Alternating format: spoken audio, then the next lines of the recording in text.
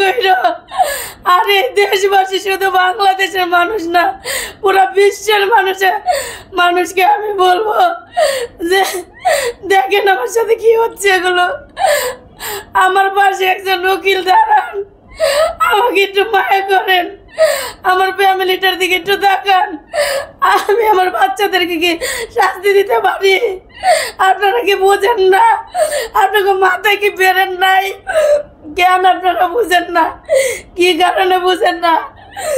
আমার বাচ্চাদের জন্য কত কষ্ট আমি করি, রাতের পর রাত কাজ করি, রাতের পর রাত। আমি নানান রোগে আক্রান্ত। আমার এই অল বডিটা চেক করলে 100 কোটি টাকার রোগী পাঠাবো। নানান রোগে আক্রান্ত, তাও বড় বড় রোগে আমি আক্রান্ত। শুধু আমার শরীরে ক্যান্সারটা ঢুকে নাই, তাছাড়া সব রোগ আমার শরীরে আছে। আমি নানান রোগে আক্রান্ত। তো আমার এইভাবে কেন অত্যাচার করা হচ্ছে? আপনি কান্না করবেন না। আসলে তারা যে অভিযোগটা তুলেছে আপনার আর আমার আশ্বাস দেয় না যে আপনি যান, ভালো মতো থাকেন, আপনার ছেলে মেয়েকে নিয়ে ভালো থাকেন। তারা আমার এই ধরনের আশ্বাস দেয় নাই। আমার একবার বলেছে যে আমাকে একবার এটা বলছে যে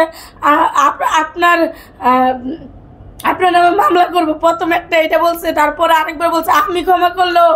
আমি বলছি যে ম্যাডাম আমরা ক্ষমা করে দেন, এইভাবে বলছি। কিন্তু তারা মনে করেন ইয়া করেন নাই যে তাদের সঙ্গে কোনো সমঝোতায় আসছেন কিনা আপনি, বা কথা বলার চেষ্টা করেছেন কিনা?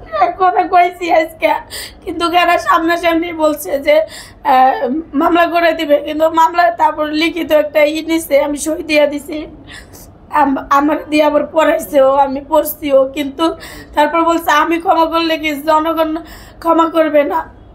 আচ্ছা, আপনার বড় সন্তান আমরা জানি মাদ্রাসায় লেখাপড়া করছে, তাকে কি প্রেজেন্ট করা যাবে? তার থেকে আমরা দুটো কথা শুনতে পারবো?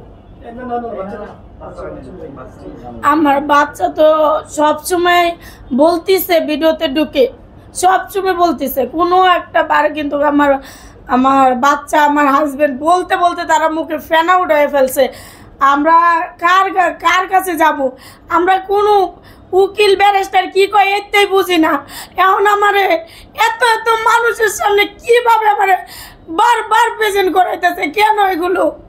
এখন আমি পার্লার সব চাইরা আমি চলে গেছি, তারপরে দিয়েও আমার এরকমের টর্চার হইতেছে। এগুলো কি আদৌ কি আমি কি ভুল কিলা করছি কিনা? আমার কোথায় যাইতে হবে বলেন আপনারা? পিবিআই তদন্ত করুক, পুলিশ তদন্ত করুক। আমার পুলিশের উপরে অনেক বিশ্বাস আছে যে ওনারা এই কাজগুলো করবে। আমার বলেন কোথায় যাইতে হবে? আমি তো জানি না। আমি যদি জানতাম এর আগে এই ধরনের প্রবলেম বা কোনো কিছু আমি ফেস করি নাই। উকিলের কাছে যাইতে হবে। আমরা কবে থেকে চিৎকার বাক্কার পারতেছি একটা উকিলের জন্য।